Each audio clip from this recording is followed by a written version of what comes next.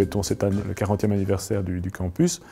À l'époque, c'était une institution indépendante qui s'appelait la Fondation universitaire luxembourgeoise, donc qui a été créée afin de doter la province de Luxembourg d'une institution de niveau universitaire.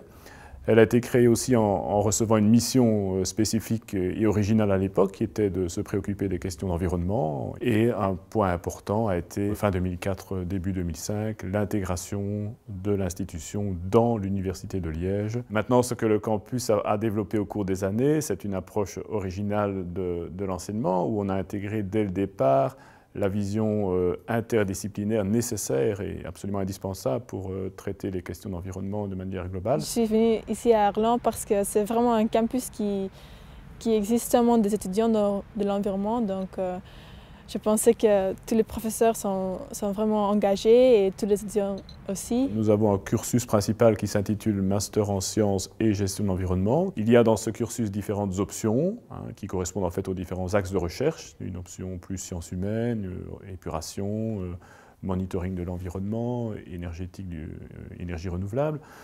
Et quelle que soit l'orientation choisie, c'est vrai qu'il y a beaucoup de travail de laboratoire, de terrain, de mise en application des concepts. Voilà, nous sommes ici dans le couloir des laboratoires. À gauche, nous avons un olfactomètre. Nous avons ici le laboratoire d'épuration et un autre laboratoire qui comprend différents équipements, notamment des spectromètres de masse. On a vraiment un grand mélange culturel et professionnel, entre guillemets, qui est très intéressant et ça fait un beau melting pot. Nous avons actuellement 6 unités de recherche, évidemment comme point commun de se préoccuper de questions environnementales. Donc les questions d'énergétique du bâtiment, les questions d'épuration des eaux et de mesure des paramètres environnementaux, ce sont 3 axes.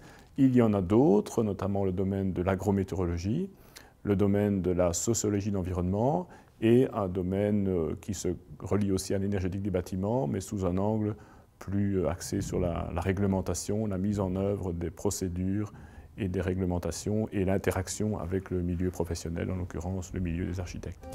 Voilà, nous entrons ici dans le laboratoire Jacques Guélène, qui est un bâtiment laboratoire qui a été construit il y a une petite dizaine d'années, dans un but délibéré de soutenir la recherche scientifique, essentiellement dans le domaine de l'énergétique des bâtiments. Nous avons pas mal d'étudiants qui nous viennent des pays d'outre-mer. C'est une réalité historique depuis la création de l'institution universitaire ici à Arlon. C'est le partenariat qui a été développé avec des pays en développement, d'Afrique ou d'Amérique du Sud par exemple. Tout ce qui peut affecter l'environnement. Donc je suis là vraiment pour me spécialiser dans ce domaine-là. dont l'objectif est de servir ma population, mon pays et plus voir peut-être le continent. Nous avons actuellement 3 spin-offs qui ont été créés au cours des 5 dernières années sur base des prestations des unités de recherche. Une première qui s'appelle Odométrique et qui est active dans le domaine de la mesure des nuisances olfactives, des odeurs dans l'environnement. Une seconde, Opal Systems, qui est active dans le domaine du chauffage des bâtiments et a développé un système innovant de chauffage par le sol. Et la troisième est active dans le domaine de l'épuration des eaux et a développé un concept d'épuration basé sur l'utilisation d'algues en milieu naturel. Donc ce campus d'Arlon est plutôt sympathique étant donné qu'il est à taille humaine et que quand on croise quelqu'un, on se connaît tous en fait, donc on dit bonjour à tout le monde et ça rend la vie d'autant plus agréable à mon goût.